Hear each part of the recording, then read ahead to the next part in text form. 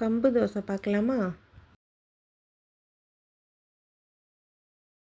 1 cup கம்பை நல்லா wash பண்ணிவிட்டு 1 ஹவர் ஊற வச்சுருங்க.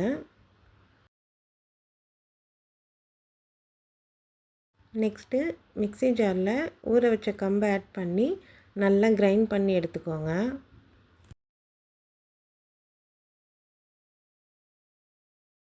நெக்ஸ்ட்டு இட்லி இல்லாட்டி தோசை மாவில் நம்ம கிரைண்ட் பண்ணி வச்சுருக்க கம்பு மாவை ஆட் பண்ணி தேவையான அளவுக்கு சால்ட் சேர்த்து நல்லா மிக்ஸ் பண்ணி விட்டுருங்க.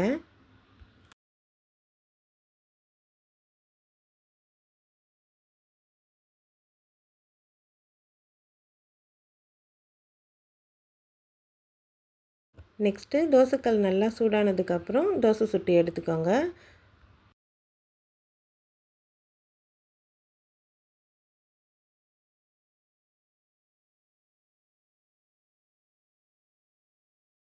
அவ்வளோதான், கம்பு தோசை ரெடி.